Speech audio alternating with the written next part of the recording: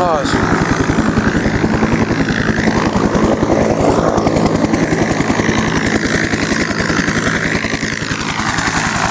Jumpmaster will give a hand arm signal for all jumpers to deploy their main parachute.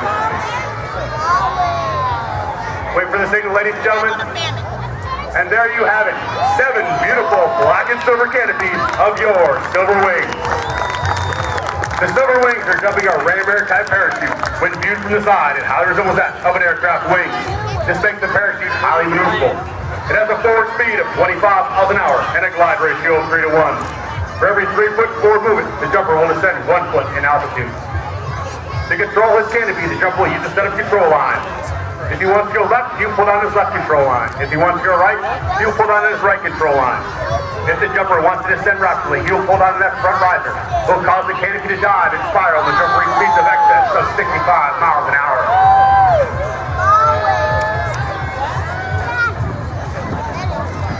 At 1,000 feet, each jumper will fly their own pattern. They'll slide downwind and check their lateral drift across the ground. Flying on a base leg, turn 90 degrees for final approach. Watch these jumpers' hands as they come into land. It takes great skill and concentration to have a good, on-target, stand-up landing. Let me take the time to introduce our first jumper. He's coming to you from the 75th Ranger Regiment. He is Sergeant First Class Adam Bay.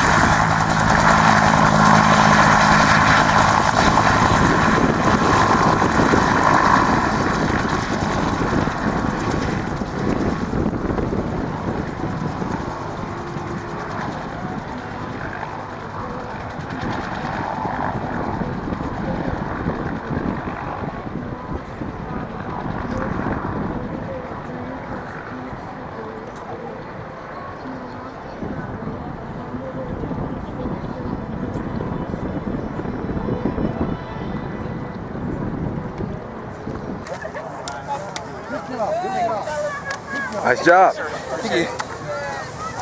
Awesome job.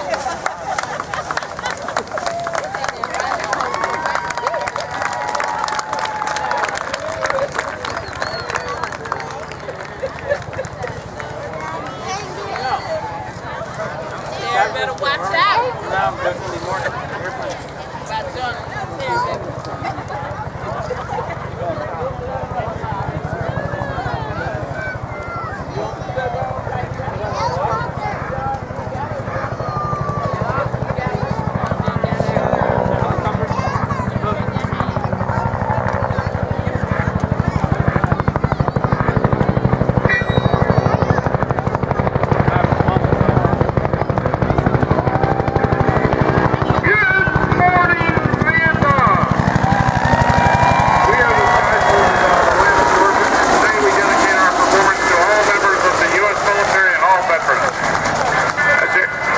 Let me set the stage for you about to see.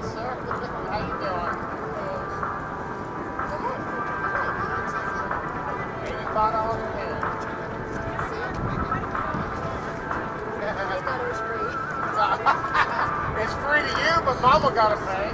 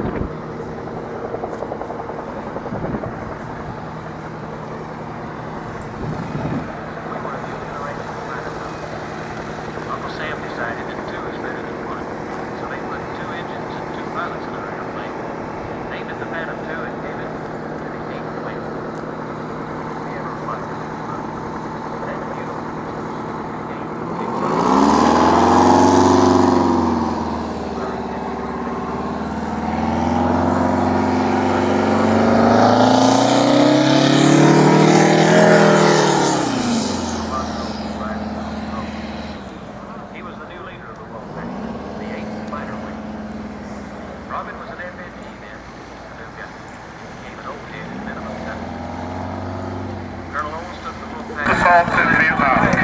These aircraft continued service through the Persian Gulf War in 1999.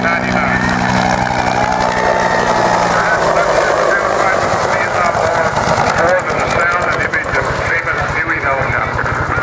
An entire generation remembers the Huey's distinctive sound. At no other time do seconds count for so much more than when measured by a serviceman's need for immediate rescue, resupply, or medevac.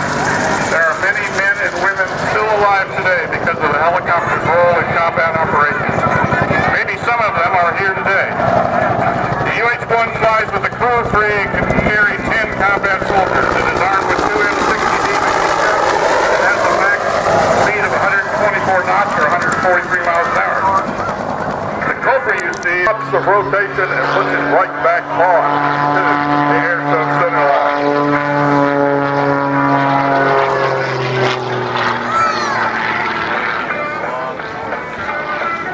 Over on the right-hand side of the aerobatic airspace, you pull tight to the vertical and pulls it back over to half of it. Well, it's going to be a highly modified tube and 8 as she brings it to 3/4 of a roll and dives it straight down on the down line. As she goes into the Airshow center box, she's going to perform a maneuver she calls the spiraling tower. Once again, the extra 300 horsepower continues to climb. Whoa, I've lost the airport down here. It's really pretty, but man, it's a small place to perform. And she kicks out over and over the Y-axis and prepares to fly up the long runway and come back for a drop thruster type.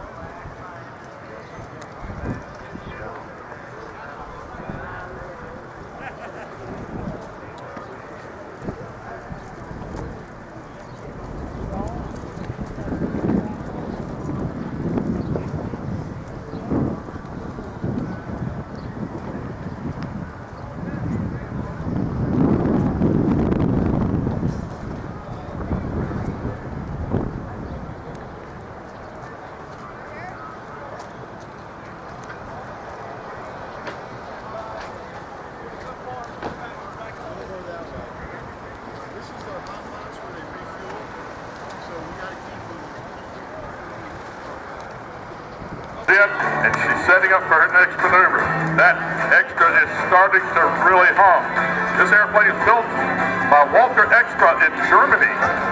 And in her bio, she does a quick flight change from the fix into the extra. and she comes across the steer outside of them. No, sir.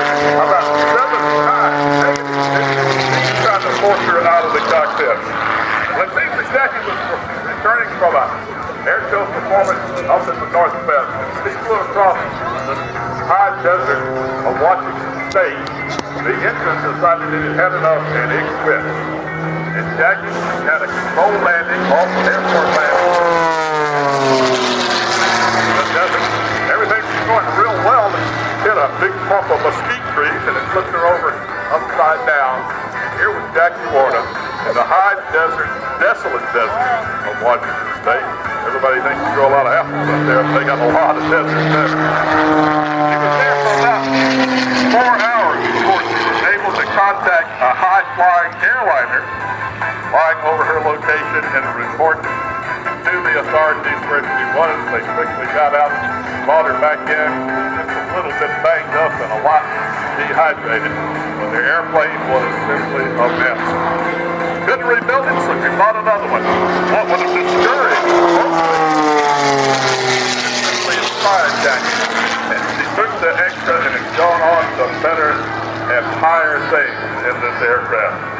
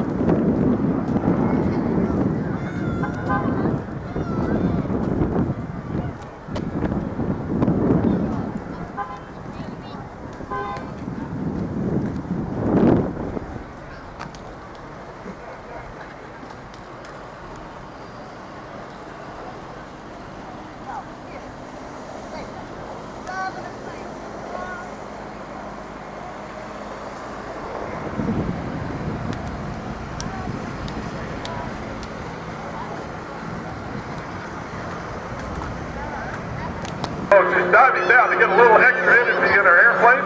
What does this young lady have on a 45-degree upline? Over the airplane continues to go on and then steps it outside again, tumbles the airplane over and over, around and around, and she works her way to the left-hand side of the flight line. Very aromatic boxes. Well, we continue to visit here in Georgia this evening.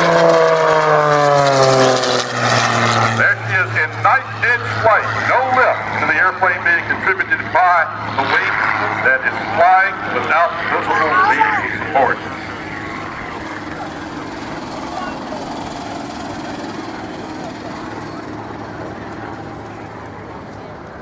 Once again, a dog-bone drop dusters type turnaround out there on the left-hand side of the airspace. Don't worry about it. I get my tongue wrapped around my eye teeth and I can't even see the airplane.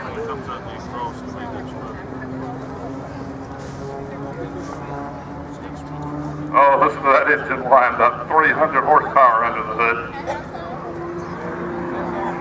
Nose down, converting some of that altitude into airspeed. And here she comes by this time in the inverted wing wagon. We're coming out to see her. She flew all the way from the San Francisco Bay Area to join us here in Thunder in the Valley.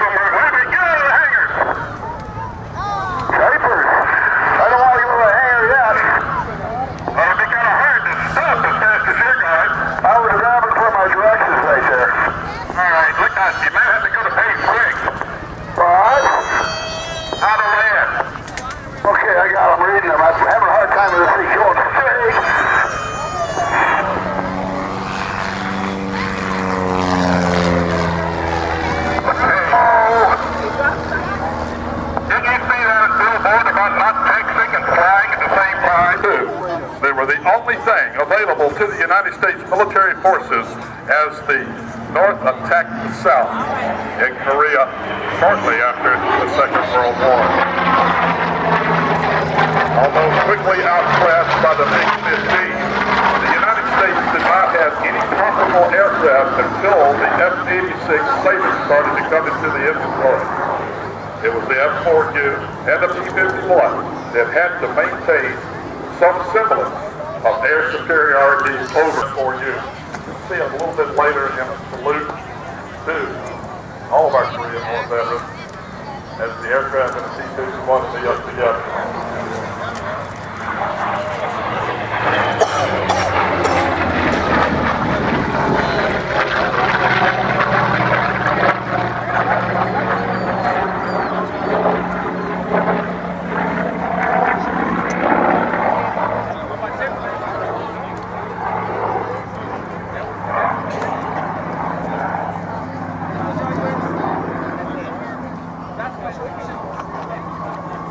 Back up to about 300 miles an hour. Ship coming by this time with a point hesitation roll. Now a little background on this particular airplane. Jim Tobel's father was a Marine and greatly admired this airplane. That's